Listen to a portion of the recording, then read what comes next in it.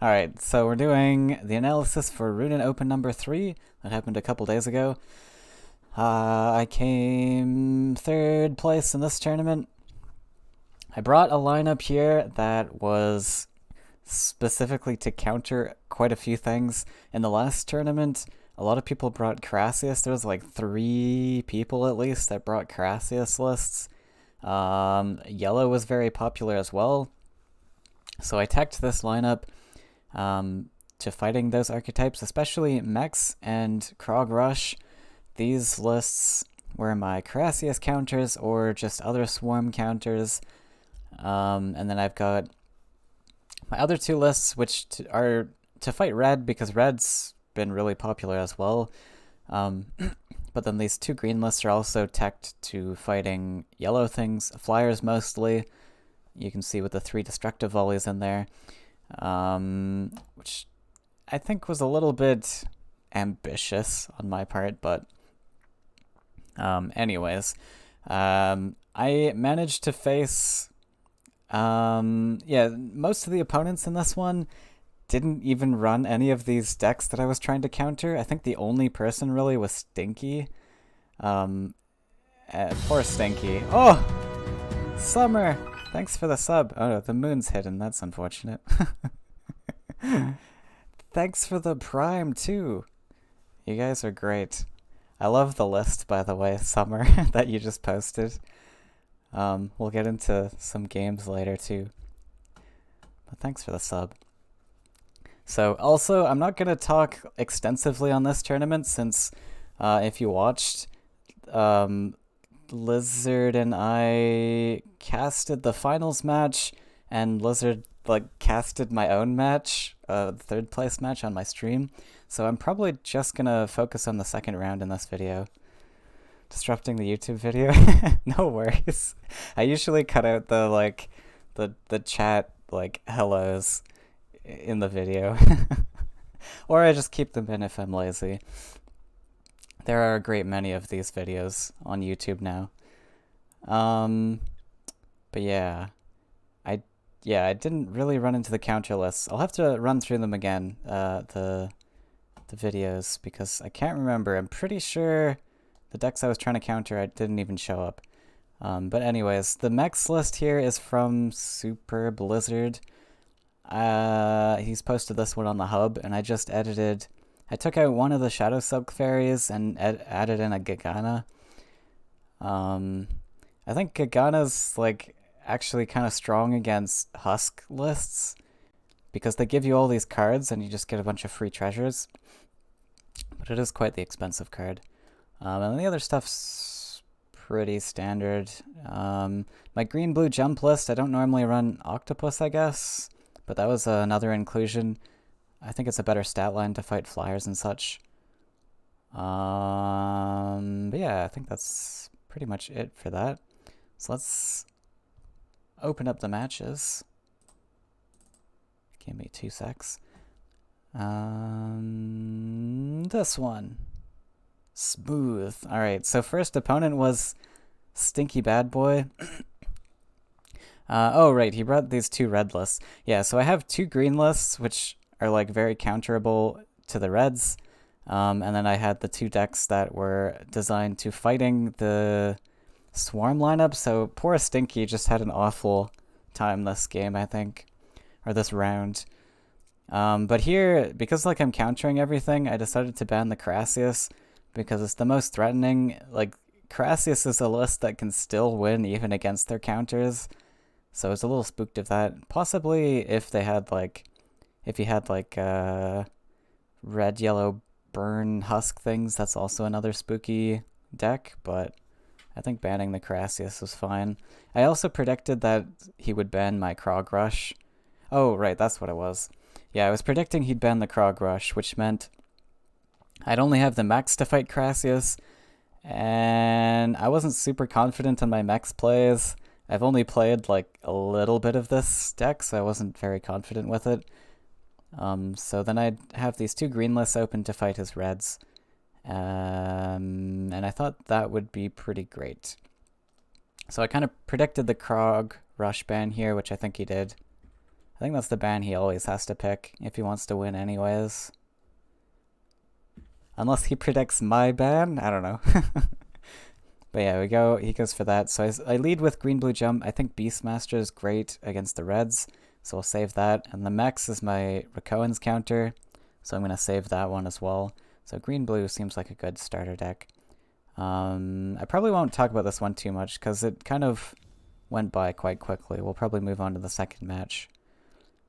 Pretty much, the first one was Rakoan's, and I just pushed up super aggressive, even using double neutrals, which may have been a bit hasty. I don't think I needed the double neutrals. But yeah, I just applied a lot of pressure, managed to get a giant Tide Lord in his face, and he just couldn't deal with all of the pressure. By the way, if you want to watch these, obviously, as always, links will be posted in the description if you want to actually watch all these matches play out. But we're probably going to skip through this one. The Rakoan's match was pretty solid. The next one was, well, one of the red-yellows. Oh, this was Mex, right? So this one... Yeah, this one looks a little tricky, so we can look through this one a bit. So let's just jump ahead to this spooky line. Well, yeah, okay. So there was a detonate there, but it wasn't very threatening because I didn't clear off any of my creatures.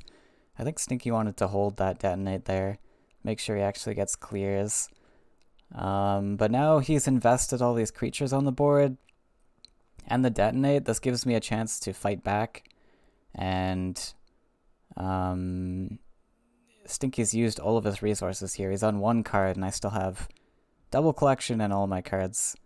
Yeah, I think he just made a mistake on that one. Maybe he was running out the timer also. So I think this line, he's got two collectors here, so there's no point in clearing either of them unless I can clear both. Well, I did have the Frog Tosser, but I thought it better to preserve my Tide Lord here and then also set up double collection on the right. That was pretty strong and pretty much game winning, I think. I don't think Stinky can do much at this point. Yeah, so we pretty much, we go back and forth a little bit, but I just got so much ahead from that one turn where he invested the detonate and everything.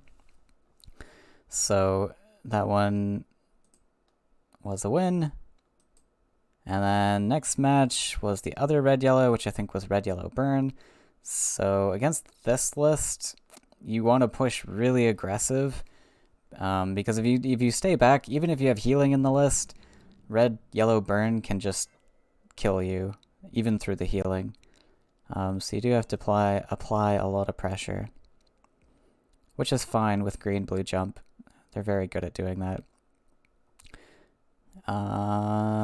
This line here was maybe interesting as a consideration. So I've got different tools here. He's got this 2/5 at face, but I also want to be pressuring and dealing as much face damage as I can, so I want to be using the buff on my attacker instead of using the buff to defend, in my opinion at least. Like, the only consideration here is that I open up a Cypher's Wrath target, but he had, well, yeah.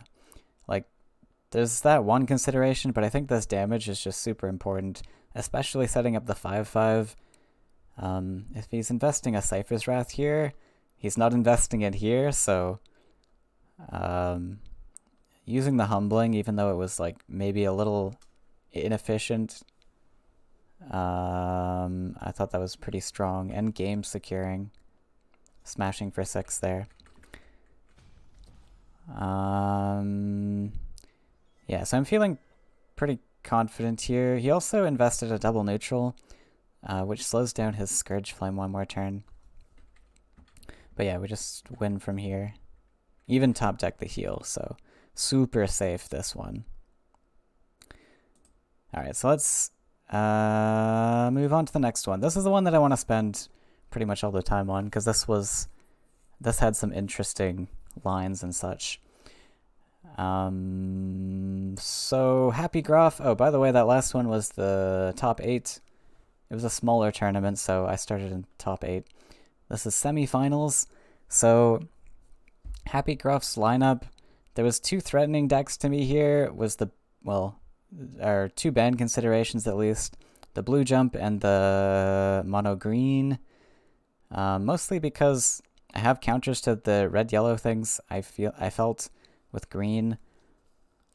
And then, so predicting the ban here, I was kind of predicting like green-blue jumps probably banned.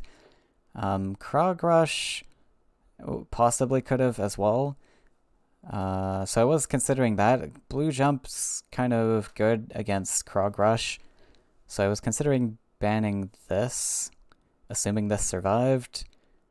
But also green, I wasn't sure what was in this list, because he's really not telling much. There's just a Tarim. You are tiny. You found it! Hey, edit style.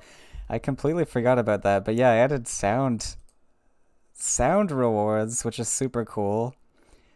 I'm super happy I found that. Thanks for redeeming that.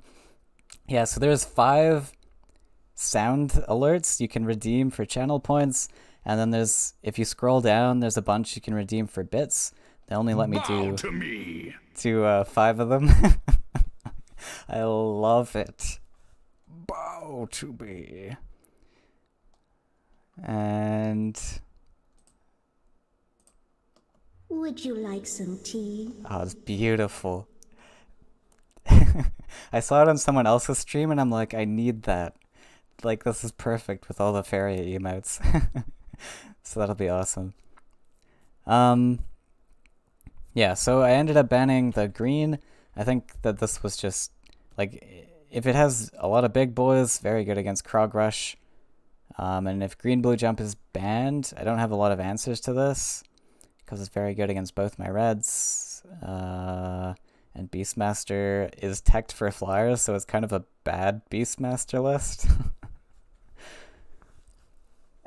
We need to hoard points and then request them rapidly, like 30 seconds. Hey, Will. Yeah, I put a timer, like a 2-minute timer, or cooldown timer, so that wouldn't happen, but you can't, well, if you coordinate, you could do them all at once, with like multiple people. Yeah, but I did that purposely so it wouldn't get annoying. I also wasn't sure how much points to put them at, so we'll see how it goes. If it gets too annoying, I might increase the price, but for now, I think it's a pretty neat idea. Alright, so yeah, I banned the green, and I think he bans green-blue jump.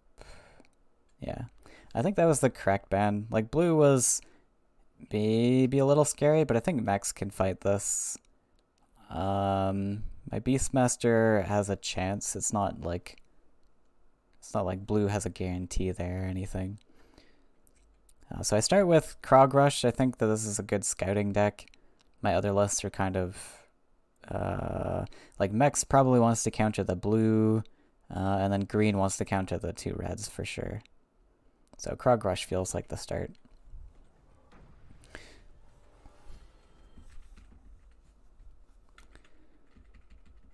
Let's jump ahead.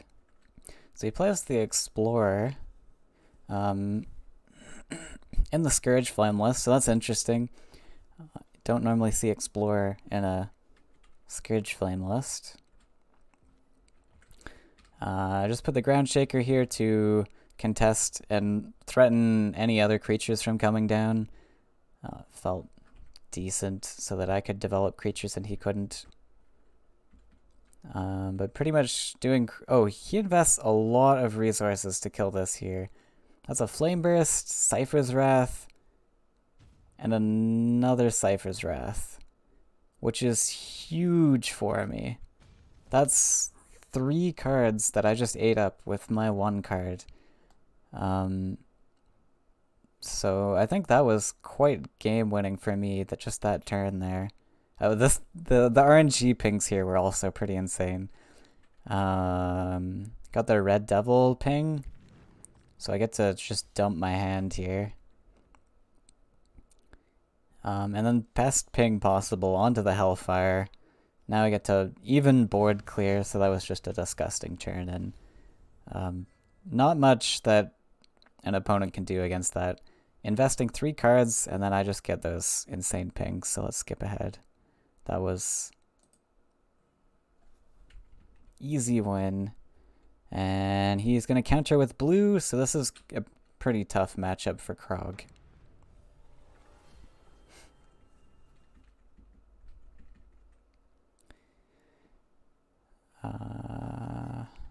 Yeah, I think I do a full scoop because I'm trying to find Krog. Like, this matchup I'm considering, like, I'm not gonna win, so I need, like, a god hand to win this. So that's why I did the full scoop there, but I don't know.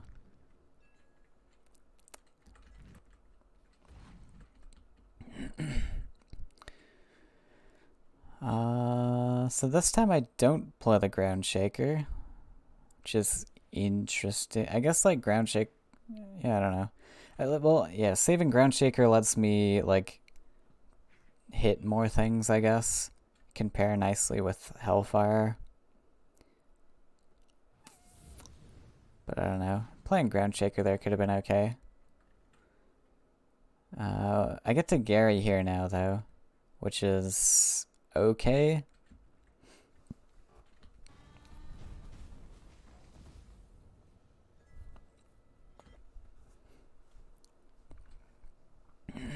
But, like, he's on 9 Faeria here. He can constantly swarm his face. And I'm going to have quite a hard time, I think. Drops the Mystic Beast. So I kind of need to clear this because I can't be taking... Like, he's got 2-turn lethal set up here. He actually blocks his face anyways. With the Sunken Tower. So... he's given me no other option anyways. I do have to clear the Mystic Beast this turn. And, like, my hand's not great. I mean, there's not much I can hope for in terms of cards anyways in this position. Possibly if Ogre Battler came down. But, I don't know. I don't want to go on the defensive too much. Then he drops some big stuff at face. So, not much beating that. I could save him to Meteor, but honestly, I'm at like 10 life. I mean, sorry, 6 life here now. So, kind of not winning this no matter what happens, I think. Even if I Meteor, he can just keep setting up double collection and stuff, so blue's a hard matchup anyways. Hey, Cheese! And Sesh! Welcome. It's Crush. I brought it again. Mostly to counter Crassius, because I thought it was, like, super popular. Last tournament, anyways, but no one brought it this tournament except Stinky. Alright, so what was the... Oh, yeah. So countering with mechs. Felt like the counter. I kept the double Cypher's Wrath. Maybe a little greedy or expensive. Like, if I want to take out, like, I could take out 2 Battletoads, but that's a lot of cards. I don't know. And I start sides here because I didn't want to build the center land for him to be able to jump on. This list doesn't play a lot of creatures in the early game, so I can't really defend myself too well. Stinky fishes, exactly. Stinky staying true to his name.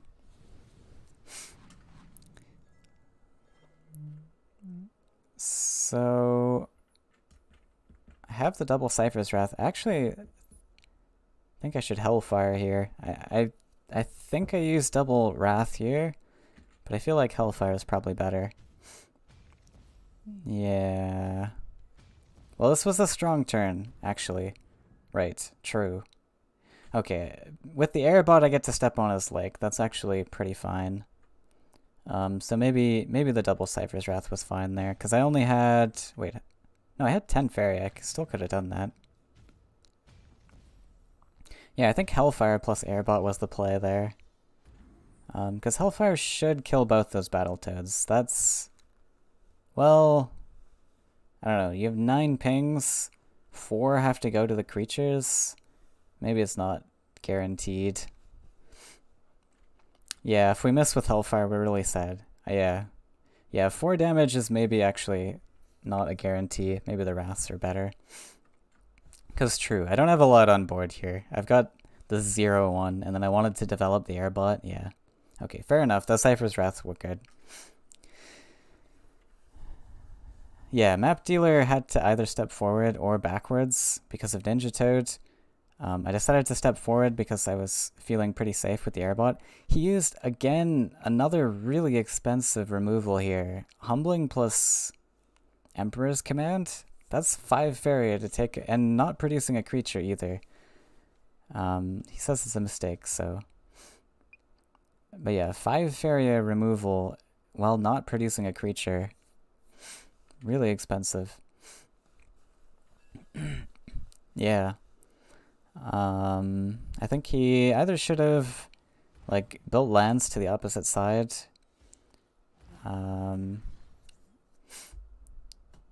Or just, well, yeah, probably lands to the other side or just pass.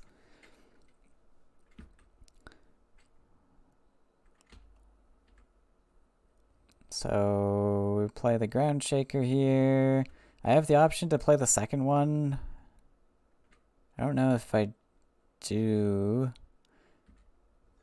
Yeah, I don't, because he has to build this land if he wants to collect. So I'm going to kind of wait for him to do so.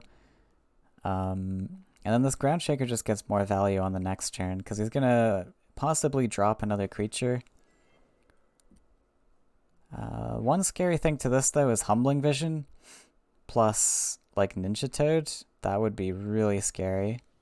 But he sets up a beautiful Ground Shaker for me now, so it paid off that I held it in hand. I did win this one, right? There's no way I lose this.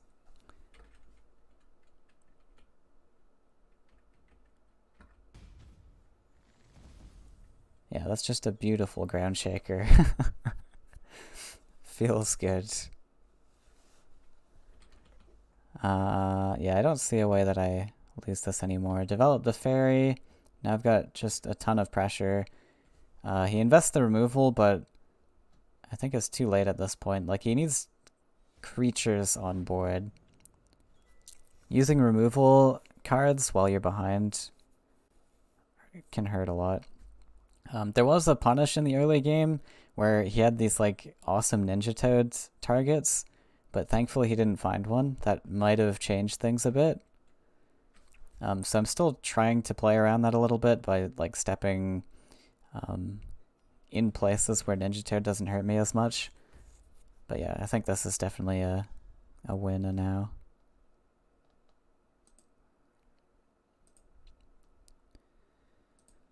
Just hit face a bunch.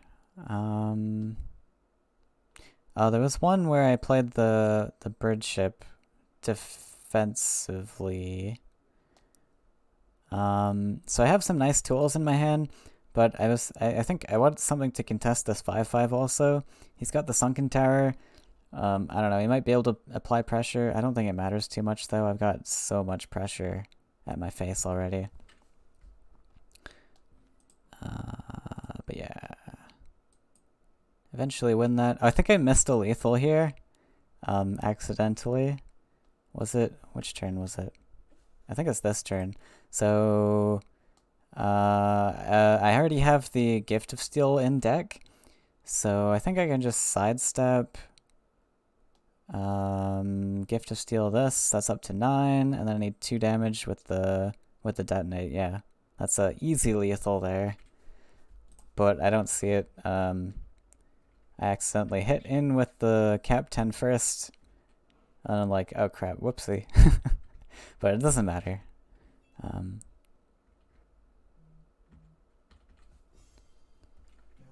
Already had a substantial lead there. So here's where I kind of like lower my guard a bit because I'm like I'm 2 games up, or like 2 decks up, and I've got the Beastmaster counter reserved, so I'm like, all right, I don't need to think so much anymore. Hellfire is always lethal if enemy is on 9 HP. Yeah, if he's got 9 HP on like board and stuff, then it's always lethal for sure. There might have been a Hellfire lethal there too. There's probably a few different ways. So this is the Max mirror match. Yeah,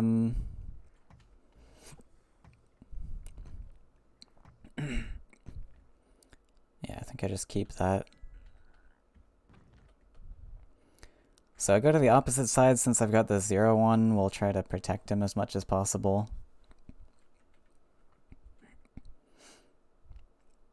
Oh, I see what you're saying. If he just has 9 health, yeah. Didn't that happen in a tournament? There was one where, like, it was super likely for Hellfire to kill the opponent, and then all the pings just hit the other creatures. I remember that from somebody, or yeah, maybe it was the reverse. I don't remember.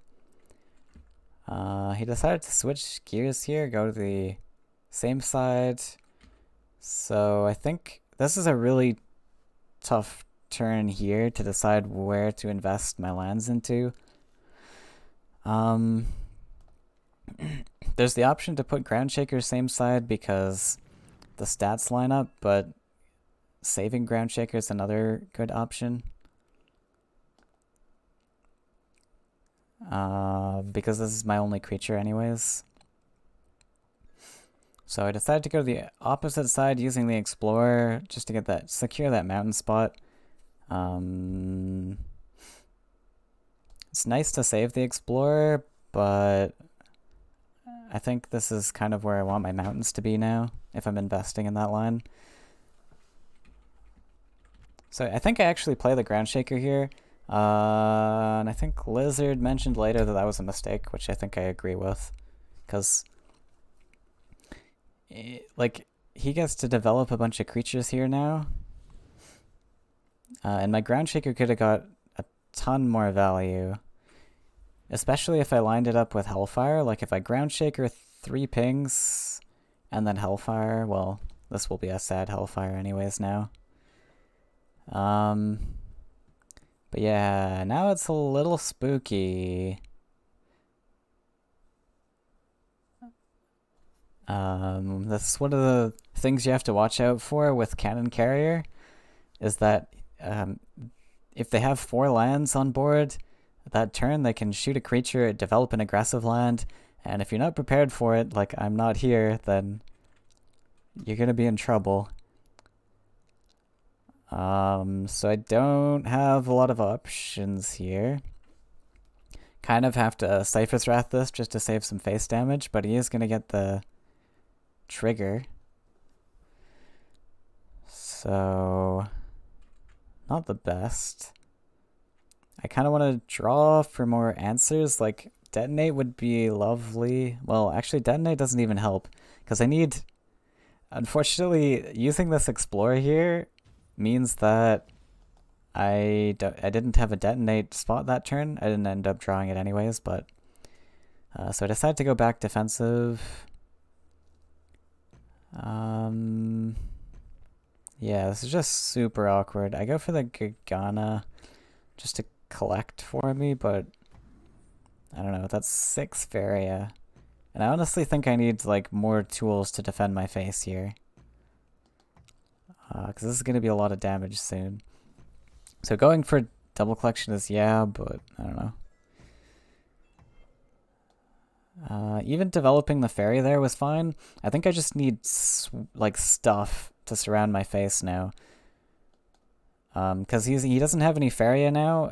If he has a Detonate, it's not going to be super impactful. I think I can Swarm a little bit this turn, just so I can defend myself. That 0-1 play there, by the way, was just to potentially save myself the 3 damage face hit.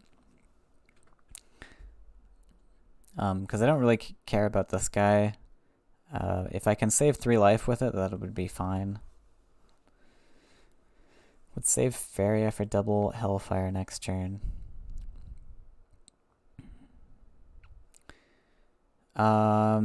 Yeah, that was an option too. Double Hellfire could be pretty devastating. I think that the bird ship was a mistake, because this was just too expensive. And it's not doing anything that the Ground Shaker isn't already doing. Like, it's gonna collect once. So, like, I spent 5 Faeria on a body that isn't helping me defend myself.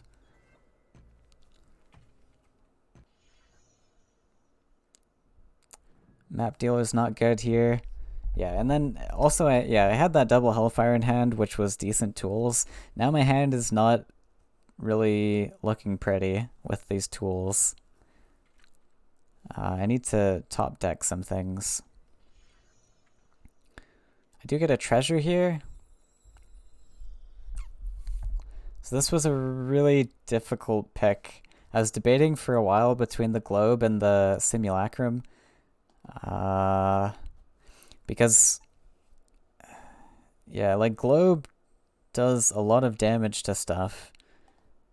So this might be a great way to clean up the 3/6, but then the simulacrum also lets me dump my hand, or like more efficiently dump my hand, especially when I start top decking other things. And the 3/8 body is excellent, especially to fight those 4/2s. But I end up going for the globe. I'm still not sure what the correct pick here is.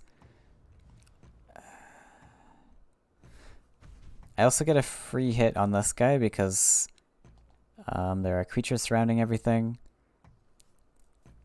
If this was the line...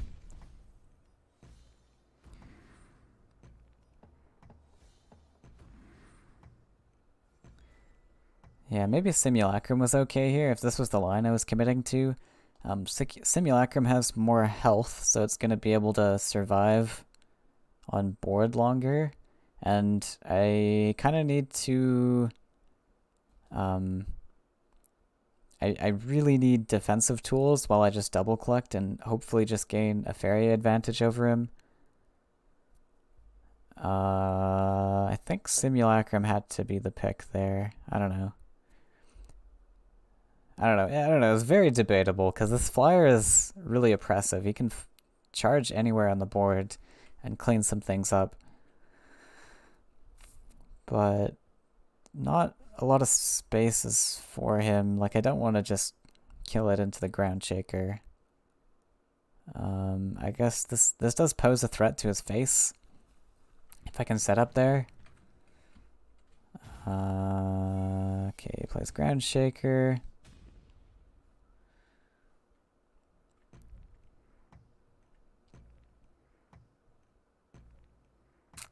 Detonate's really sad there. I mean, my guy stays alive, which is awesome, so I get to full clear these guys, but yeah, I guess that was actually a fine detonate. It could have been much worse. So I'm actually sitting okay here because I have managed to deal with all the threats. The globe did actually pay off there. Simulacrum wouldn't have helped as much in that position. I got this double collector going, but then I only have these airbots to fight whatever comes next, but he's going to be on like 6 Faeria maximum next turn. But I'm going to produce the airbot so I can fight with it if I have to. And then I can still play Hellfire. But he's also got this card advantage over me, so that is one thing.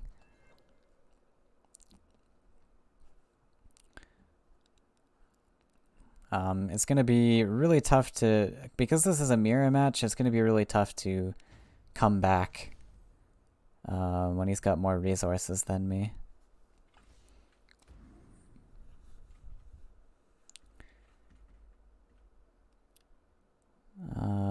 So I think I just have to go for the Hellfire here. Like, I have airbot detonate. I really want to preserve my face here. So I just go for Hellfire. Super unlucky that it didn't kill the airbot, though. That hurts a lot, because that was the only reason I wanted to Hellfire there, was to clear this airbot off. And, you know, hopefully clear something else, but the airbot was the important one, because now I'm in Flameburst Cypher's Wrath range. So I was actually debating hitting my guy in here to remove the Cypher's Wrath target, but I knew that I was going to be playing the second airbot at some point, so, like, it wasn't really worth it. But I can at least body block. But, yeah. Don't have answers to this.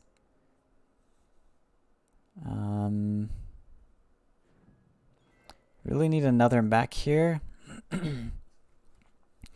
to pair with detonate. But this already costs 4 Faeria airbot detonate, so it's kind of tough. Oh, I go for the Hellfire? Interesting, I guess. I guess considering that this guy's always gonna survive, I need that airbot detonate cleanup for the 4-2 spawn. But I could have, yeah. I guess that's okay. It is pretty tough from this position. This neutral actually hurt me a lot this game. Like, if this was a mountain instead, I would have had extra lines with, like, cannon carry and stuff. Well, in this position, it didn't matter. Yeah, so really tough. It finds Wrath, right? Yeah. Yeah, so, but that's fine. We're 2-2. I'm onto the mono green, which should have a really good time against this list, but we'll see.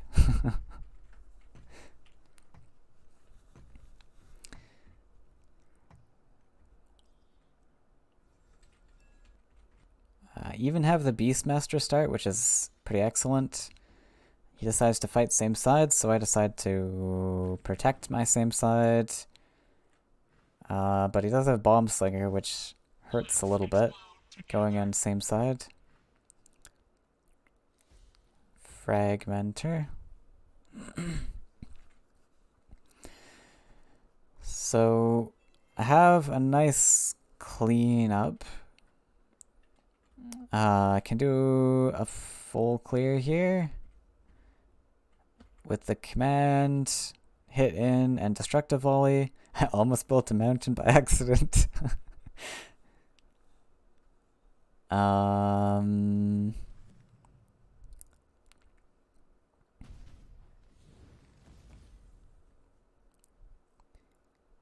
so this feels alright. And then we just keep the Beastmaster there out of Bomb Slinger range. He's on no Faeria now, so that was a pretty strong turn. But then he finds Airbot to follow up, which is really devastating for me. But all I can do really is +1 Grove Guardian. I potentially could have played it out of range, but I saw the first Bomb Slinger. I think I was pretty confident that it wouldn't be another one for a little bit, hopefully. But yeah, this double collector is going to be trouble.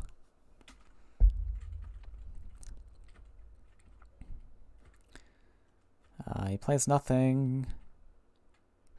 So this, I put an aggressive Oakling, which doesn't do anything, but you know.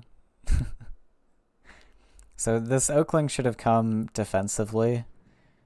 Ideally, I want to feed this in the future, but here comes a really big turn. Like I said, again, I'm playing into like cannon carrier plus land shenanigans, and that's just what happens here. And he does find the second Bomb Slinger. So that's a mega spooky turn, which I could have avoided if I had played the Oakling back further. But sadly, I didn't do that. And now this Oakling's just sitting dead there. He's not accomplishing anything. Because I need to +1 this turn Grove Guardian. I guess I could Voice of Truth, but I don't think that accomplishes a lot. Yeah, this Oakling's just kind of awkward. Like, yeah, I don't know. Kind of pointless. Oh yeah, sorry, Voice of Truth's pointless. Why would I ever Voice of Truth? Yeah, just the Grove Guardian. I just find the Wrath, the 4 face hit, and a Fairy. So quite a lot of pressure on the face. He's got double collection going. I'm only single collecting. So I'm going to have a very tricky time here. I draw and top deck the Oakling, which, thank God. Find Emperor's Command, and it buffed the Voice of Truth. So yeah, this line was a mistake. I think I would have had a much better stable line if I had played Command on the Bomb Slinger and then just Voice of Truth.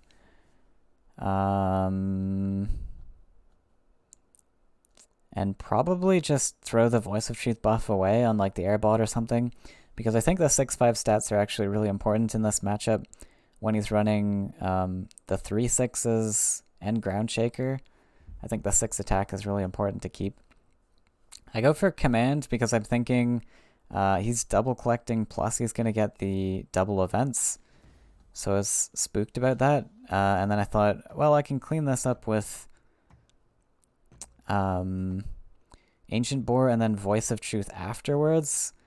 So I was thinking a lot about like efficiency here when I should have been concerned with the face hits more. I think that was my second Emperor's Command. Yeah, that was my second Emperor's Command, so he doesn't... I mean, I don't have any healing left in the deck, so face damage is really important to consider. I guess Ground Shaker. So yeah, I just take this like unnecessary damage. I do the line that I was hoping for, but it's just really slow. If I had developed the 6/10 earlier, I would have actually had something to fight with. And I needed to kill the Bomb Slinger as well that turn.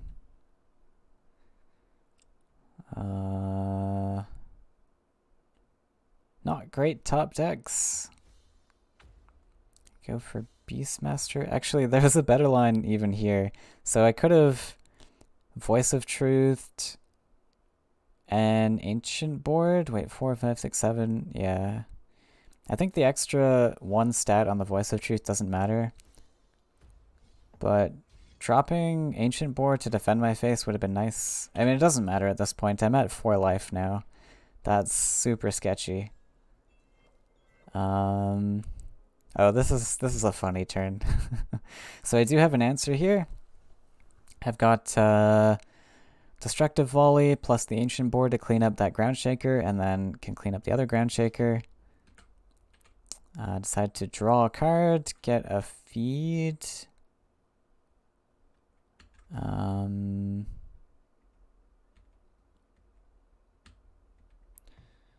But I'm thinking about this turn a lot.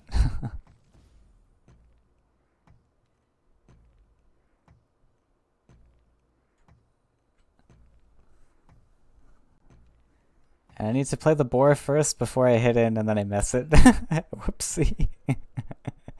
And then that's just immediate surrender. So one thing that Lizard pointed out also is that he probably wasn't running any Flame Burst in that list, because he had so many cards like the 3/6 and Bomb Slinger and Cypher's Wrath, Detonate. Hey, Lizard. Why did I draw there? Did I draw? I don't know. This turn was a big mistake. I don't know what I'm drawing for in this position. I guess there's not a lot, but yeah, the whole turn was a mistake. I think I had a chance if I had done that turn correctly. But yeah, like I had the tools in hand that I needed. 6 Faeria, and like the 2 perfect cards I needed. I just need to hit face, and probably, like Ancient Boar aggressive, I'd have 9 damage to his face. He's on 11. Like I set up lethal even, if I put the Ancient Boar down face, yeah. Hit for 9, set up lethal. Yeah, actually, I think I was calculating this in my head, and I was super tired, so I was like, alright, I deal 9 damage, but then I have to, but then, like, he's on 11, and if I'm dealing 9 damage next turn, then I won't kill him, I don't have lethal. But, I don't know, for some reason my brain wasn't calculating the Ancient Boar. It was a rough turn. But yeah, that rope there at the end, I think HappyGrof just deserves the win. That was just kind of my fault.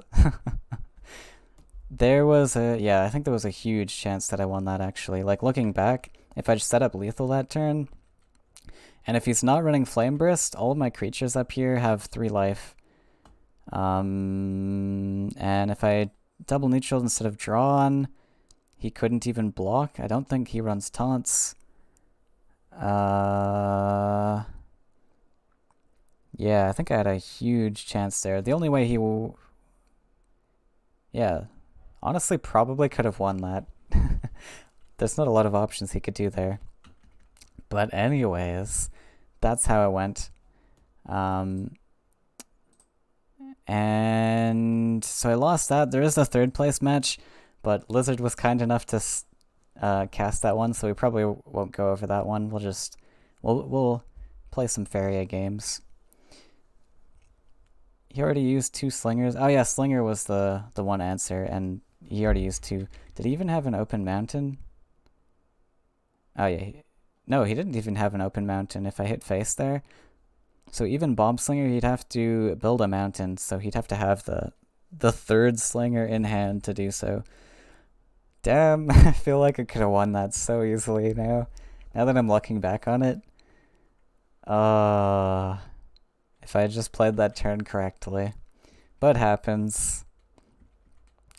And also, the finals match was casted. I didn't upload it to YouTube because it wasn't me playing. I don't know. I feel weird if I'm uploading someone else's games, but you can find it on my Twitch stream. It was casted by Lizard and I. And yeah, links again are posted in the description for my other matches. So thanks for watching. I'm going to get into some actual Faeria games now, but this is the end of the YouTube video, so see ya.